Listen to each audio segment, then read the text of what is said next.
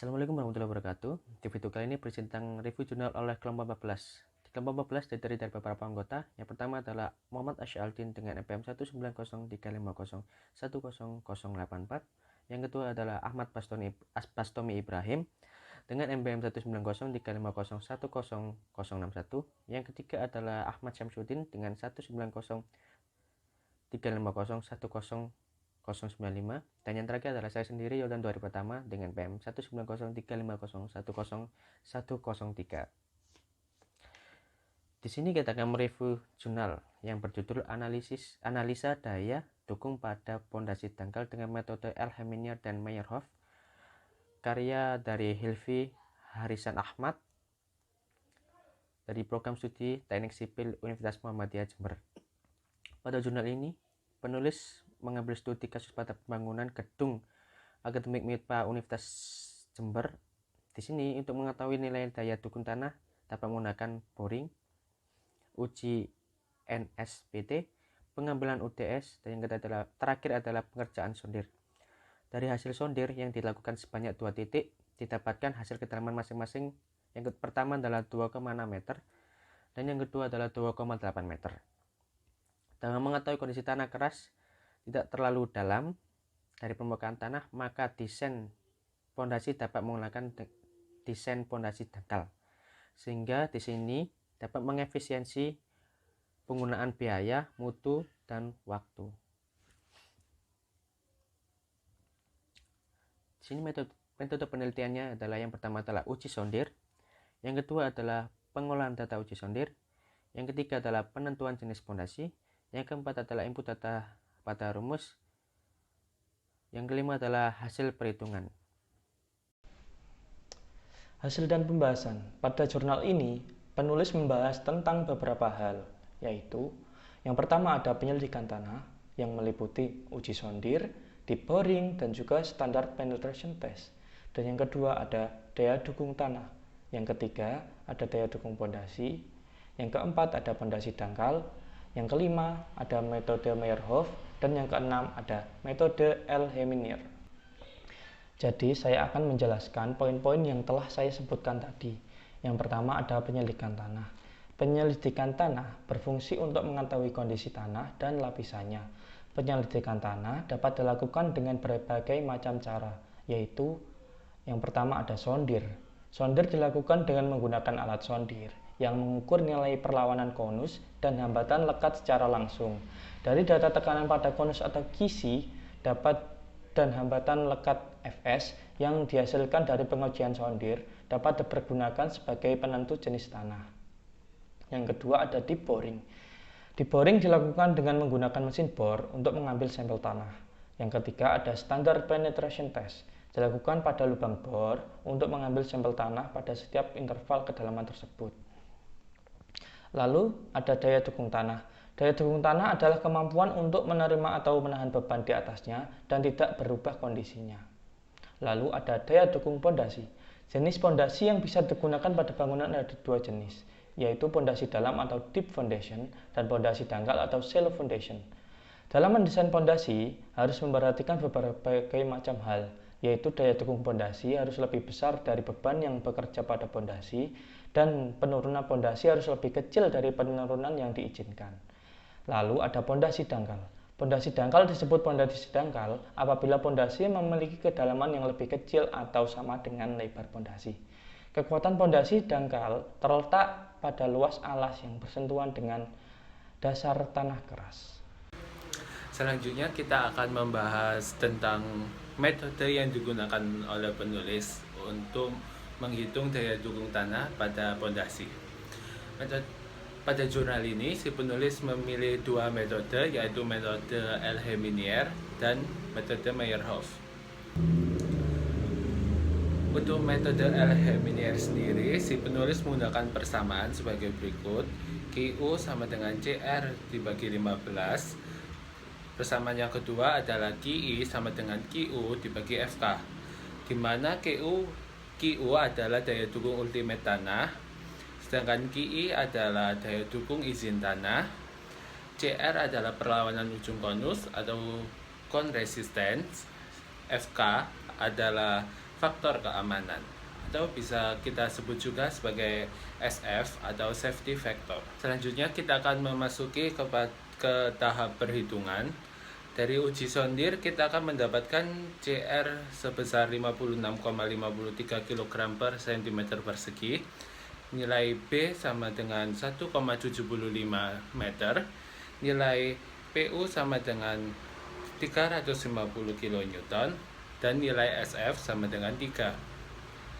Yang pertama kali kita hitung adalah QU, yaitu 56,53 dibagi dengan 15, dan nilai QU didapatkan sebesar 3,77 kg per cm persegi.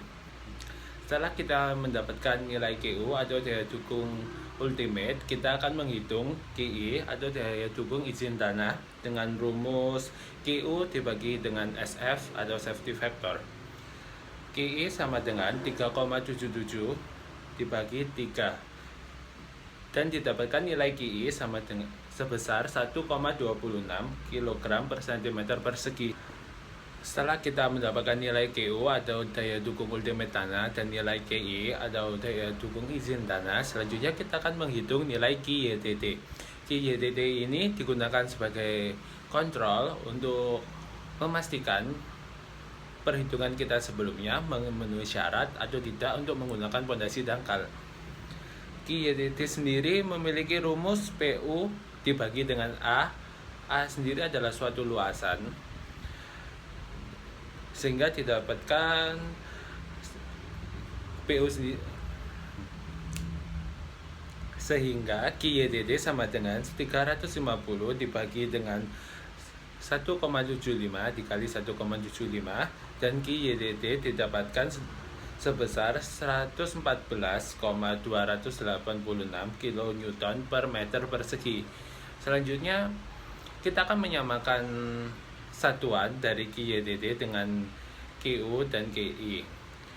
Maka kita akan rubah menjadi kilogram per cm persegi, sehingga didapatkan nilai QYTT sama dengan 1,165 kg per cm persegi. Selanjutnya kita akan memasuki kontrol, yaitu dengan syarat nilai QI atau daya dukung izin tanah lebih besar sama dengan QYTT. QI yang kita dapatkan pada perhitungan sebelumnya yaitu sebesar 1,26 kg per cm persegi, dan QYTT kita dapatkan sebesar 1,165 kg per cm persegi. Maka kita dapat simpulkan bahwa nilai QI kita memenuhi syarat karena nilai QI lebih besar dari QYTT. Metode Meyerhof. Metode ini menggunakan persamaan sebagai berikut. Q ultimate sama dengan QC dikali B dalam kurung 1 plus D per B dikali 1/40. Kemudian di sini diketahui nilai QC sebesar 56,53 kg per cm persegi, nilai B sebesar 1,75 meter, nilai PU sebesar 350 kN, dan nilai D sebesar 2,8 meter, dan SF sebesar 3. Kemudian dari yang diketahui tersebut kita masukkan ke dalam persamaan Q ultimate dan didapat nilai sebesar 6,43 kg per cm persegi. Kemudian kita dapat menghitung nilai Q. Nilai Q ini didapat dari Q ultimate per SF dan didapat nilai sebesar 2,144 kg per cm persegi. Kemudian menghitung nilai QYTD. Ini merupakan beban pondasi, yaitu dengan rumus PU per A 350 per luasan pondasi, didapat nilai 1,165 kg per cm persegi. Dari hasil perhitungan tadi kita kontrol ke dalam persamaan Q lebih besar, Q harus lebih besar sama dengan QYTD, dan di sini kontrol tersebut sudah memenuhi. Jadi metode Meyerhof ini aman untuk digunakan. Setelah kita melakukan perhitungan dengan menggunakan dua metode yang tadi, yaitu metode L-Heminier dan metode Meyerhof, kita kita mendapatkan hasil berdasarkan perhitungan daya dukung tanah dengan metode El-Heminier. Didapatkan hasil daya dukung tanah sebesar 1,26 kg per cm persegi. Sedangkan perhitungan gaya dukung tanah dengan metode Meyerhof didapatkan hasil nilai daya dukung tanah sebesar 200,114 kg per cm persegi. Nilai kontrol dari kedua metode perhitungan tersebut adalah 1,165 kg per cm persegi, dan selisih dari penggunaan metode El-Heminier dengan nilai kontrol yaitu sebesar 0,095 kg per cm persegi, sedangkan selisih dari perhitungan metode Meyerhof dengan nilai kontrol yaitu sebesar 0,949 kg per cm persegi. Berdasarkan perhitungan yang telah dilakukan dengan menggunakan kedua metode tersebut, didapatkan bahwa bangunan dapat menggunakan pondasi dangkal.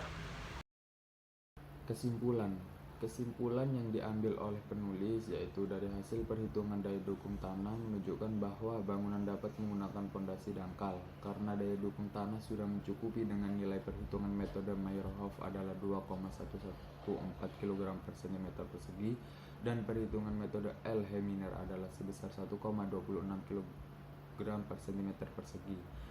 Kemudian saran dalam penelitian ini adalah perlu dilakukan uji selain sondir seperti boring dan SPT. Demikian penjelasan mengenai review jurnal dari kelompok kami. Apabila ada salah kata, kami mohon maaf yang sebesar-besarnya. Wassalamualaikum warahmatullahi wabarakatuh.